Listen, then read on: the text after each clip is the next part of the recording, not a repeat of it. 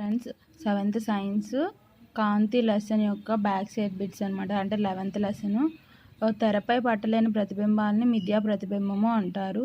ఇక్కడ కుంభాకార దర్పణం అనమాట. కుంభాకార దర్పణం వలన ఏర్పడే మిథ్యా మరియు చిన్నదైన ప్రతిబింబం ఏర్పడుతుంది. అంటే కుంభాకార కటకం వలన దర్పణం వలన అని అడిగారు. అందుకని దర్పణం వలన ఎల్లప్పుడూ కూడా మిథ్యా మరియు చిన్నదైన అంటే మిథ్యా ప్రతిబింబము మరియు చిన్నదైన ప్రతిబింబం అనేది ఏర్పడుతుంది.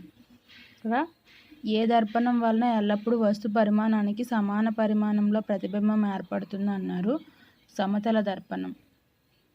తెర మీద పట్టగల ప్రతిబింబాన్ని ఏ ప్రతిబింబం అంటారు? నిజ ప్రతిబింబము.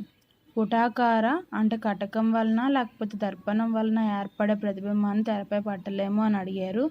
కటకం వలన ఏర్పడే ప్రతిబింబాన్ని మనం తెరపై పట్టలేమన్నమాట. నెక్స్ట్ వచ్చేసి ఇచ్చిన వాక్యము అదే రైట్ రాంగ్ అని అడిగారు. కుంభాకార దర్పణం వలన నిటారు వృద్ధీకరణ ప్రతిబింబాన్ని మనం పొందగలము అన్నారు. లేదు, పొందలేము. సో అది రాంగ్. పుటాకార కటకం ఎల్లప్పుడూ మిథ్యా ప్రతిబింబాన్ని ఏర్పరుస్తుంది. అవును. పుటాకార దర్పణం వలన నిజ తలకిందులైన వృద్ధీకరణ ప్రతిబింబాన్ని పొందవచ్చు. అవును. సో రైట్ అనమాట. నిజ ప్రతిబింబాన్ని తెరపై పట్టలేము. ఇది రాంగ్. పుటాకార దర్పణం ఎల్లప్పుడూ నిజ ప్రతిబింబాన్ని ఏర్పరుస్తుంది. ఇది కూడా రాంగ్.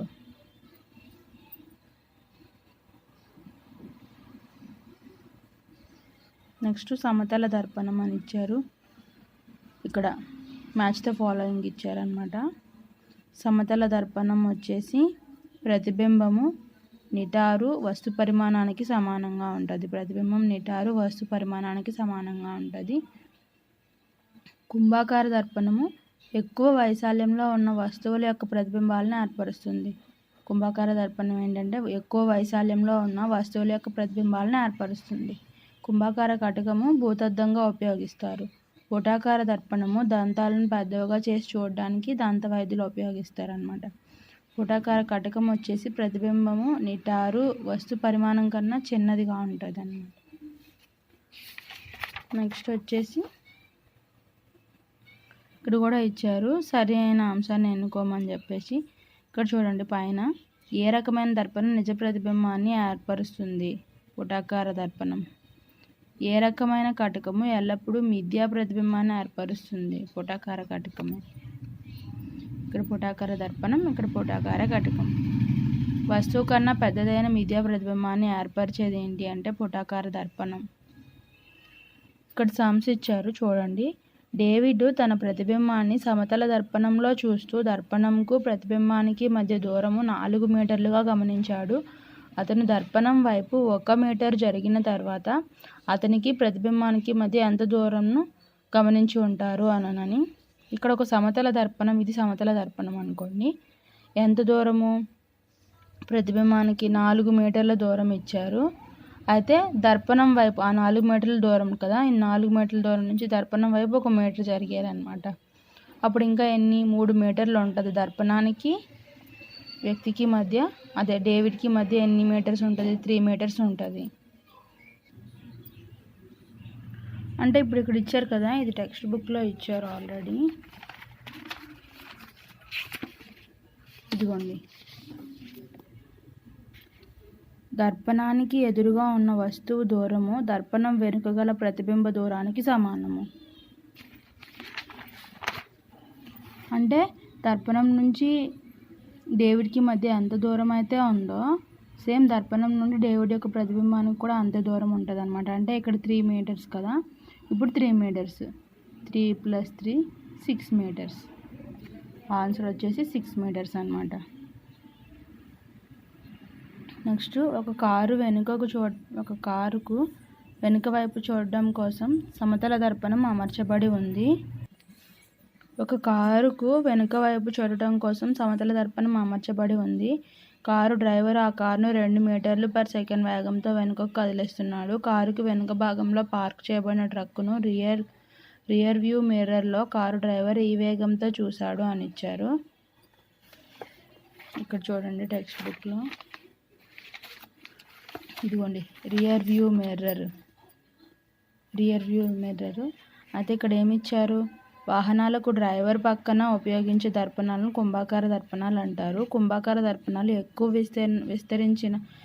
విస్తీర్ణంలో విస్తరించిన వస్తువుల ప్రతిబింబాలను కూడా చిన్నవిగా ఏర్పరచగలవు అనని, అంటే వెనుక వైపు వస్తున్న వాహనాలను గమనించడంలో సహాయపడతాయి అని. అంటే ఏంటి, పెద్దగా ఉన్న వాటిని చిన్నగా చూపిస్తాయి అన్నమాట. సో ఇక్కడ ఎన్ని మీటర్లు ఇచ్చారు, 2 మీటర్లు పర్ సెకండ్ వేగంతో వెనుకకు కదిలిస్తున్నాడు. కారు ట్రక్కు మధ్య దూరము రెట్టింపు వేగంతో తగ్గుతుంది అన్నమాట. అంటే చాలా లాంగ్ ఉంటుంది బయట చూడడానికి, కానీ అద్దంలో చిన్నవిగా దగ్గరున్నట్టు చూపిస్తుంది అన్నమాట.